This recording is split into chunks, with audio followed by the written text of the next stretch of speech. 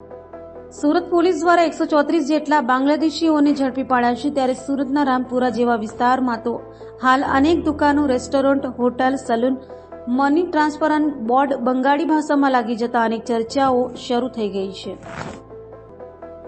જમ્મુ કાશ્મીરના પહેલગામમાં થયેલા આતંકી હુમલા બાદ સુરત પોલીસે ગેરકાયદે રહેતા બાંગ્લાદેશીઓ સામે કાર્યવાહી શરૂ કરી છે। ત્યારે કોટ વિસ્તારના અનેક ભાગોમાં હવે બંગાળીઓની વસ્તી કૂદકે ને ભૂસકે વધી ગઈ છે।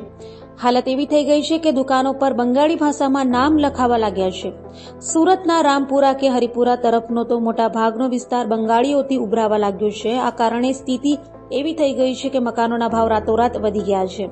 ભાડાના મકાનો તો મૂળ સુરતીઓને પણ હવે મળી રહ્યા નથી। બંગાળીઓની વધતી વસ્તીથી મૂળ સુરતીઓ પણ અવાક થઈ ગયા છે।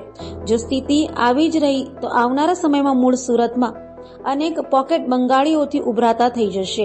વધુમાં સુરતમાં આવીને બંગાળીઓ સોનાના ઘરેણાં બનાવવાના કામમાં જોતરાતા હોય છે અને ખાસી એવી કમાણી થતી હોય પોતાના ઘર પણ વસાવી લે છે। એક રૂમ કિચનનો ભાવ 6,000 થી સીધો 9 થી 10,000 થઈ ગયો છે, જ્યારે 2 રૂમ એરિયા પ્રમાણે 12 થી 13,000 પર પહોંચ્યો છે। સોદાગરવાડ સહિતના એરિયામાં 2 રૂમ કિચનના ફ્લેટનો ભાવ સીધો 50 લાખને પાર થઈ ગયો છે। તો બીજી તરફ શહેરમાં બાંગ્લાદેશીઓની ઘૂસણખોરીની અસર કબ્રસ્તાન પર પણ પડી છે। કબ્રસ્તાન ઓછા પડી રહ્યા છે, ત્યારે બાંગ્લાદેશીઓની વસ્તી વધતા અંતિમ વિધિ માટે પણ મુશ્કેલી વધી છે।